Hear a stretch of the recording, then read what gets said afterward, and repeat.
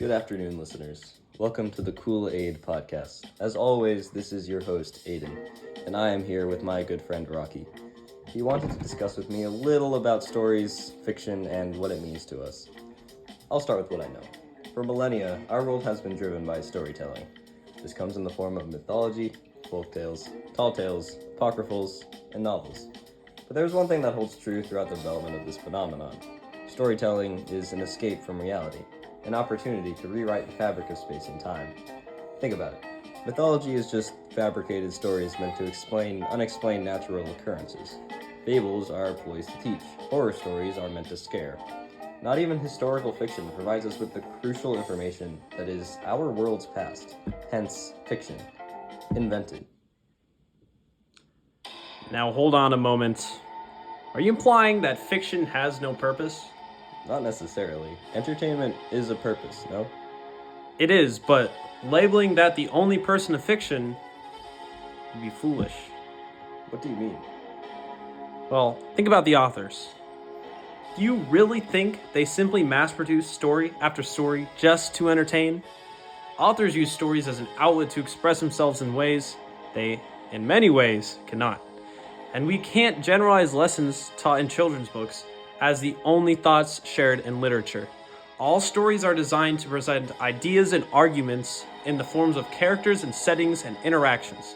And of course, you cannot tell me that historical fiction is just a false retelling of the past. Historical fiction teaches history by providing personal connections to the past as opposed to a lecture of factual events. Okay, so I made a few generalizations about stories. Sure, they have a greater purpose than to entertain, but I still fail to see how the fiction holds any significance. It's just storytelling. I'd argue that fiction is just another method of achieving the truth. I feel like I've heard that before. Have you ever read The Things They Carried by Tim O'Brien? Yes. It completely embodies what I'm trying to tell you.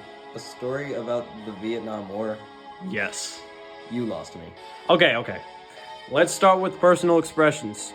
You notice how O'Brien inserted the emotions he felt from the war into his story, right? Yeah. By doing that, he provided a much more sensitive retelling of historical events.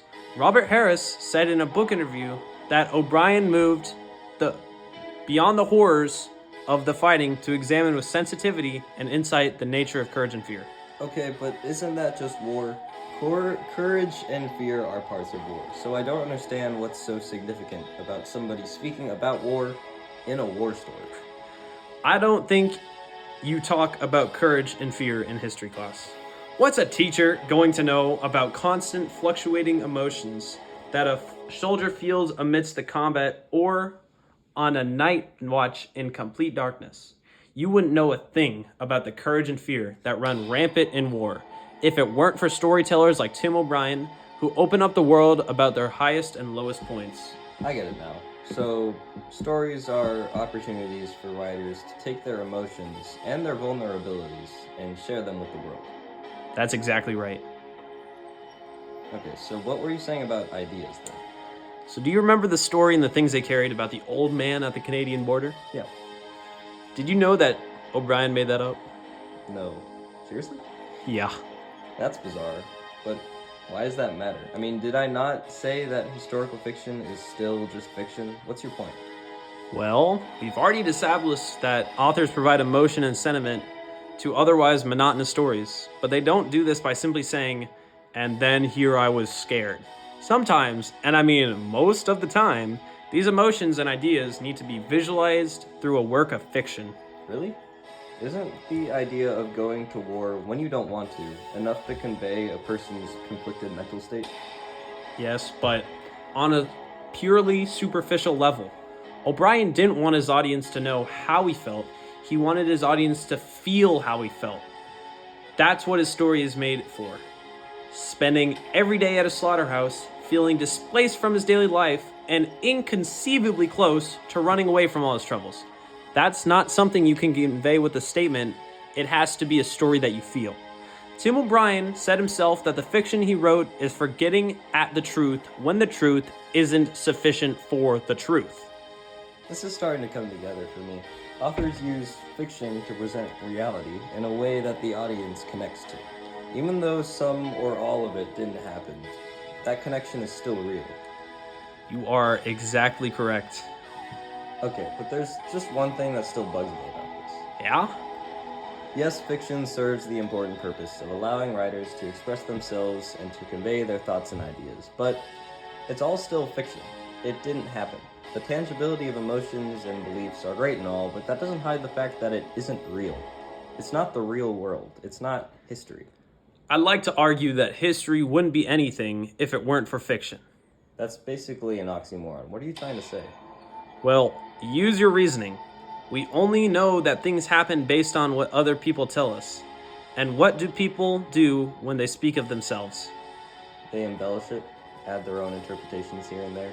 Exactly. They don't want to share an experience, they share a story. So is it really that absurd to say that history is just a work of fiction? Are you seriously challenging the merit of what we believe to be our world's past? I wouldn't say I'm challenging it.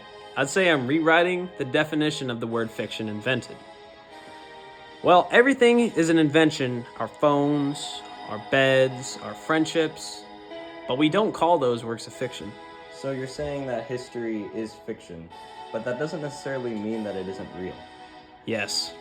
Think about Tim O'Brien. If fiction isn't history, he essentially serves no purpose in our understanding of the past. Just read a chapter from a textbook, and you have all the information you need. But O'Brien changes the format. He makes Vietnam a story. He makes himself a character. That's what's important right there. He's a character. By rejecting his identity as a man who went to war and instead of crafting a character that shares his emotions, he idealizes and his vulnerabilities with the audience. He writes the story that's important, not the names of the locations and battles, but what people really experienced when they fought in the war. That's history, even though it's fiction. This is still ridiculous, but I understand what you're saying, and I'm starting to believe it. Fiction isn't entertainment, it's life. It's writers pouring their hearts into brilliant masterpieces that showcase the emotional complexity that defines what it means to be human. Fiction provides insight to the ideas and beliefs that can't be expressed in a single sentence. And fiction tells history by doing what history cannot. It connects readers in the present day to the humanity and the beauty of the past. Thank you for listening to the Kool-Aid Podcast. Once again, I am your host, Aiden, and this is my good friend, Rocky. We hope you have a wonderful evening, and take care of yourself. Adios. And a word from our sponsors.